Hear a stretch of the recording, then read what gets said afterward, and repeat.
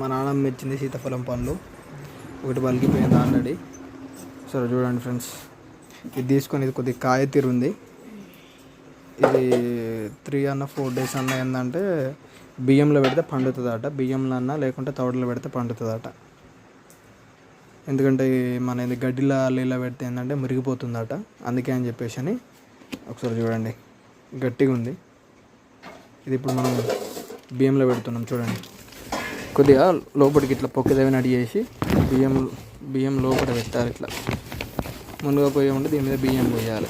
ఇట్లా వేస్తే ఏంటంటే పండు పండుతుంది చూడండి.